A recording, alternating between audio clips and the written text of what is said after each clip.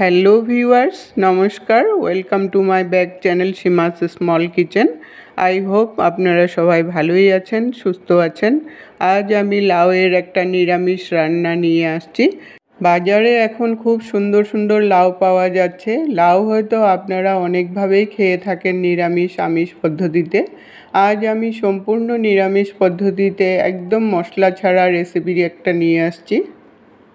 আমি এখানে মিডিয়াম সাইজের একটা লাউ নিয়েছি, আর এই ছোট ধরনের লাউগুলো দিয়েই রেসিপিটা খেতে কিন্তু খুব ভালো লাগে। লাউটার এখন বোটার দিকের অল্প অংশ বাদ দিয়ে খোসা ছাড়িয়ে সরু সরু করে কেটে নেব। পুরো লাউটাকেই আমি খোসা ছাড়িয়ে কুচি করে নিয়েছি। লাউ যত কুচি করবেন তত মিশবে ভালো, আর রেসিপিটা তখন খেতেও ভালো হয়। এখন আমি কড়াই বসিয়েছি। কড়াইতে এখন 4 চামচ পরিমাণ রিফাইন্ড অয়েল দিয়ে দিলাম। আপনারা ইচ্ছা করলে মাস্টার্ড অয়েল দিয়েও বানাতে পারবেন। তেলটা একটু ভালো করে গরম করে নিলাম। রান্নাটা শুরু করার আগে প্রথমে আমি দুটো পাঁপড় ভেজে নেব। পাঁপড় দিয়ে যেহেতু আমি লাউয়ের ঘন্টটাকে করব, এই জন্য পাঁপড়টাকে আগে ভেজে একটু লাল করে উঠিয়ে নেব। আমার চ্যানেলে যদি নতুন বন্ধু হয়ে থাকেন তাহলে চ্যানেলটাকে সাবস্ক্রাইব করে পাশে থাকা বেল আইকনটাকে ক্লিক করে অল অপশানে ক্লিক করে রাখবেন সবার আগে নোটিফিকেশন পাওয়ার জন্য। পাঁপড়গুলো আমি ভেজে উঠিয়ে নিলাম। এখন ওই তেলের মধ্যে আমি হাফ চামচ জিরা আর হাফ চামচ মেথি ফোড়নে দিয়ে দিলাম, সঙ্গে একটা তেজপাতা দিয়ে দিলাম।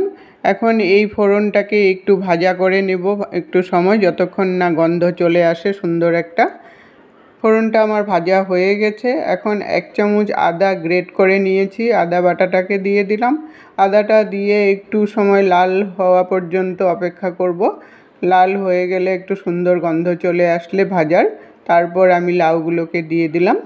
রেসিপিটা যদি আপনারা ফেসবুক পেজ থেকে দেখেন তাহলে পেজটাকে ফলো করে নেওয়ার অনুরোধ রইল। সব লাউগুলো দিয়ে ভালো করে নেড়ে চেড়ে সোমবারের সাথে মিশিয়ে নিয়ে তারপর সাথে আমি 3টা কাঁচা লঙ্কা দিয়ে দিলাম। ঝালটা অবশ্য আপনাদের টেস্ট অনুসারে দিতে পারবেন। দিয়ে আমি 5 মিনিটের জন্য ঢাকা দিয়ে দিলাম। এতে করে নুনের আন্দাজটাও বোঝা যাবে লাউটা মজে গেলে। 5 মিনিট পরে আমি ঢাকনাটাকে উঠালাম। লাউটা অনেকটাই মজে গেছে। এখন স্বাদ অনুসারে নুন দিয়ে দিলাম, আর হাফ টিস্পুন আমি হলদি পাউডার দিয়ে দিলাম। লাউয়ে বেশি একটা হলদি পাউডার দিলে লাউটা তিতা ভাব হয়ে যায়, এই জন্য লাউয়ে কম করে হলদি দিতে হয়। ভালো করে মিশিয়ে নিয়ে তারপর আমি আবার 5 মিনিটের জন্য ঢাকা দিয়ে দেব। 5 মিনিট পরে ঢাকনাটাকে উঠালাম। লাউটার থেকে অনেকটাই জল বেরিয়ে গেছে। এখন আর আমি ঢাকা দেব না, তাহলে জলটা শুকাবে না। হাফ টিস্পুন মিষ্টি দিয়ে দিলাম। লাউয়ের তরকারি একটু মিষ্টি মিষ্টি হলে খেতেও খুব ভালো লাগে। মিষ্টিটা দিয়ে ভালো করে নেড়ে এখন একটু হাই হিটে দিয়ে জলটাকে শুকিয়ে নেব। 5 থেকে 7 মিনিটের মতো এইভাবে নেড়ে নেড়ে আমি জলটাকে শুকিয়ে নেব। লাউয়ের তরকারি যত শুকনো শুকনো বানাবেন তত খেতে কিন্তু খুব টেস্ট হয়। লাউটা আমার মোটামুটি শুকিয়ে গেছে। এখন আমি ভেজে রাখা পাঁপড়গুলোকে ভেঙে দিয়ে দিলাম। এই পাঁপড়টা দেওয়ার জন্য লাউয়ের তরকারিটার মধ্যে কিন্তু খুব একটা সুন্দর গন্ধও আসে, আর খেতেও কিন্তু দুর্দান্ত লাগে। পাঁপড়টাকে দিয়ে ভালো করে নেড়ে চেড়ে মিশিয়ে নিয়ে আমি 5 মিনিটের জন্য ঢাকা দিয়ে দেব। গ্যাসটা অফ করে কিন্তু ঢাকাটা দিতে হবে, তাহলে পাঁপড়ের গন্ধটা লাউয়ের মধ্যে চলে আসবে।